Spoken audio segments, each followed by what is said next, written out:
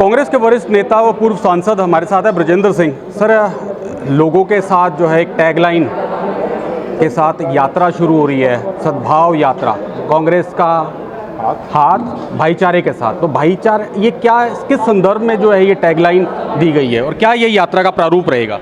देखिए, जो टैगलाइन है, जो यात्रा का जो नाम है, उसी के अंदर उसका उद्देश्य है और वो छुपा हुआ नहीं, वो सीधा साधा है। सद्भाव का यदि आप साधारण हिंदी में ट्रांसलेशन करें तो भाईचारा ही है। हमारे यहाँ शब्द जो ज़्यादा प्रचलित है वो भाईचारे का है, और वो इसलिए है कि हमारी जो पूरी समाज की संरचना है, ख़ास तौर पर ग्रामीण अंचल में, वो सारी की सारी सामाजिक भाईचारे के इर्द गिर्द या इसी के अंदर निहित है।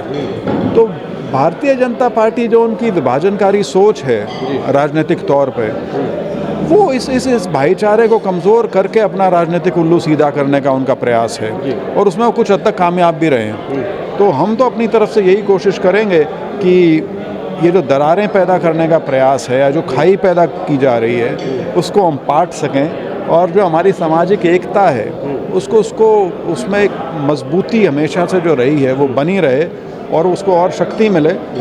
और इसके साथ साथ जो पार्टी है, कांग्रेस पार्टी का कार्यकर्ता, या अब तो खैर संगठन बनना शुरू हो गया है, उनका लोगों से जुड़ाव उसे और मजबूत किया जा सके।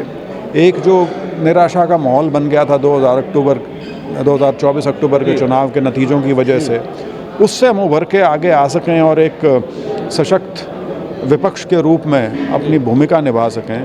तो इस यात्रा के माध्यम से उसमें हमारा योगदान अगर होगा तो ये हमारा प्रयास है। तो ये कई फेज़ में होगी यात्रा या एक ही फेज़ में होगी? शुरुआत कैसे होगी? और वहीं जो है कई बार आरोप लगाती है विपक्षी पार्टियां कांग्रेस पे कि कांग्रेस बटी पटी दिखती है, कई धड़े हैं, उदाहरण भी देखने को मिले। तो इसमें जो तमाम कांग्रेसी नेता हैं, चाहे बड़ा है अपने आप को जो कहलाता हो नेता, चाहे एक कार्यकर्ता हो, वो तमाम जो है नेता मंच पर या इस यात्रा में देखने को मिलेंगे जनता को? देखिए, बिल्कुल, क्योंकि सामाजिक भाईचारे के अलावा दूसरा मकसद यही है कि पूरी कांग्रेस एक रहे, एक हो, और उसी तरह से वो आगे बढ़े।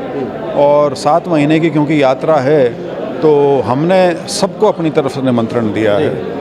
हमने ये सुनिश्चित किया है कि हमारे ऊपर कम से कम कोई ये आरोप ना लगाए कि मुझे तो बुलाया नहीं या मुझे तो नहीं। हमारी तरफ से सबको निमंत्रण है, जिसको जो भी उनकी सुविधा अनुसार हो, वो उस यात्रा में जहाँ भी जिस भी पड़ाव पे ज्वाइन करना चाहें, वो उसके लिए सादर आमंत्रित हैं। बाकी यात्रा जो है निरंतर है। वो मैंने जो फेज़ या राउंड का जिक्र किया, वो तो एक ऑर्गेनाइजेशन पॉइंट ऑफ व्यू से है, लेकिन ऐसा नहीं है कि पहला राउंड जो हमारा 8 या 10 नवंबर को ख़त्म होगा, उसके बाद कोई 1 महीने का गैप है, ऐसा कुछ नहीं है। वो आगे से आगे चलेगा, और राउंड्स की कोई संख्या नहीं है। 90 के 90 हल्के जो हैं उनसे यात्रा गुजरेगी, करीब 7 महीने चलेगी, और 2600 से 2800 किलोमीटर का सफ़र इसमें हम तय करेंगे।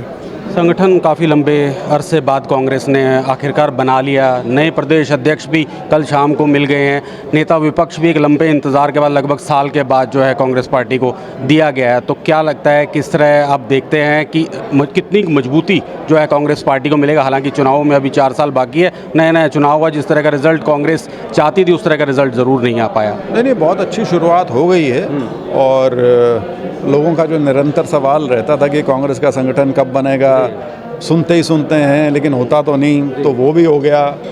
प्रदेश अध्यक्ष CLP लीडर की नियुक्ति भी हो गई। बाकी जो पद हैं संगठन के नाते, वो भी मुझे अब लगता है जल्दी उस पर ही कार्रवाई हो जाएगी।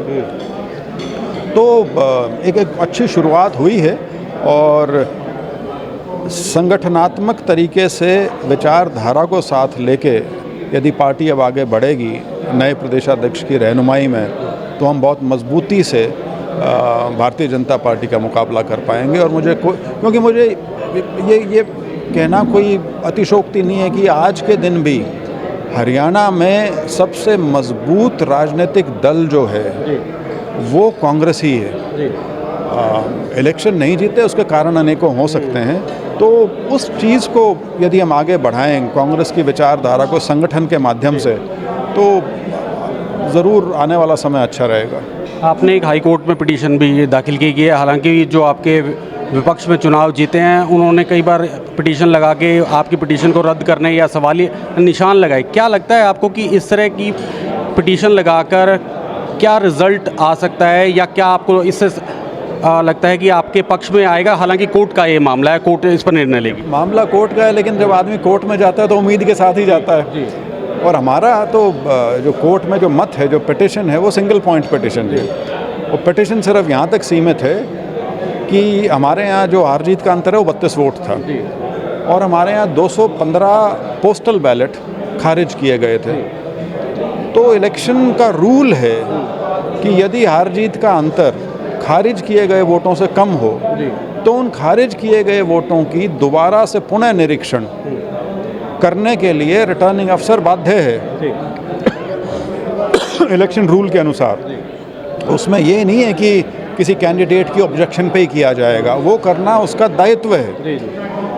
और वो पूरी कार्रवाई उसे वीडियोग्राफ भी करनी होती है। हमारा ये मत है कि ये कार्रवाई हमारे विधानसभा क्षेत्र में जब गिनती हुई है उसमें कार्रवाई नहीं की गई, तो हम इस सिंगल पॉइंट पे कोर्ट में गए हुए हैं। शुक्रिया मुझसे बातचीत के लिए। तो कांग्रेस के वरिष्ठ नेता ब्रजेंद्र सिंह यात्रा निकालेंगे, और क्या प्रारूप रहेगा और किस तरह इस यात्रा में कौन कौन शामिल होगा और किस तरह जो भाजपा के आरोपों का जो इन्होंने जवाब दिया, उसी पर हम बातचीत कर रहे थे। मैं अभिषेक तक्षक, PTC न्यूज़, चंडीगढ़।